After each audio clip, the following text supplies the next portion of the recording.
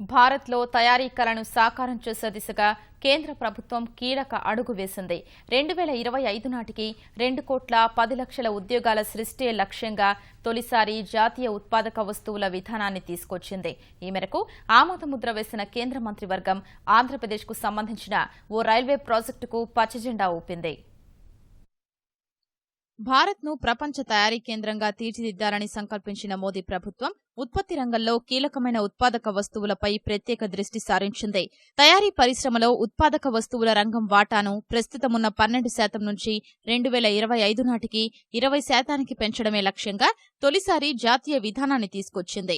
2014-15లో 2,30,000 కోట్ల రూపాయలుగా ఉన్న ఉత్పాదక వస్తువుల రంగం విలువను 2025 నాటికి 7,5 లక్షల కోట్లకు చేర్చే ధ్యేయంతో రూపొందించిన జాతీయ ఉత్పాదక వస్తువుల విధానానికి ఢిల్లీలో ప్రధాని నరేంద్ర మోదీ నేతృత్వంలో సమావేశమైన మంత్రివర్గం ఆమోదముద్ర వేసింది. ఉత్పాదక వస్తువుల రంగం ద్వారా ప్రస్తుతం 84 లక్షల మందికి ఉపాధి లభిస్తూ ఉండగా కొత్త విధానం అమలు ద్వారా 2025 నాటికి ఆ సంఖ్యను 3 కోట్లకు పెంచాలని కేంద్రం లక్ష్యంగా పెట్టుకుంది. ఉత్పాదక వస్తువుల రంగం ద్వారా ప్రత్యక్ష ఉపాధి పొందుతున్న వారి సంఖ్యను ప్రస్తుతమున్న 14 లక్షల నుంచి 50 లక్షలకు పెంచాలని, పరోక్ష ఉపాధి పొందుతున్న వారి సంఖ్యను 70 లక్షల నుంచి 2.5 కోట్లకు చేర్చాలని సంకల్పించుకుంది. ఉత్పాదక వస్తువుల ఎగుమతి, దేశీయ వినియోగంపైన కేంద్రం భారీ లక్ష్యాల్ని నిర్దేశించుకుంది. As you know, Make in India means to make something in India, you need some capital goods, you need machinery, you need plant, you need something. So all these capital goods should be also how they can be made more in India.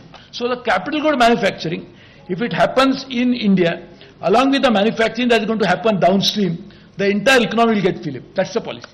Andhra Pradesh సహా మరికొన్ని రాష్ట్రాల్లో 10,736 కోట్ల రూపాయలతో 5 railway ప్రాజెక్టులు చేపట్టేందుకు కేంద్ర మంత్రివర్గం అంగీకారం తెలిపింది. విజయనగరం, ఒడిశాలోని టిట్లాగఢ్ మధ్య 2,335 కోట్ల 68 లక్షల రూపాయల ఖర్చుతో 264.6 కిలోమీటర్ల పొడవైన 3వ రైల్వే లైనును 5 ఏళ్లలో నిర్మించేందుకు మంత్రివర్గం అనుమతిచ్చింది. ఆంధ్రప్రదేశ్లో నిట్ ఏర్పాటుతో పాటు తిరుపతి సహా మొత్తం 6 చోట్ల ఐఐటీల ఏర్పాటుపై సంబంధిత చట్టాల్లో సవరణలకు మంత్రివర్గం ఆమోదం తెలిపింది. తపాలా శాఖలో ప్రస్తుత అవసరాలకు తగినట్లు అధికారుల స్థాయిల్లో మార్పు చేసేందుకు వీలుగా సంస్థాగత సమీక్ష చేపట్టేందుకు అంగీకరించింది.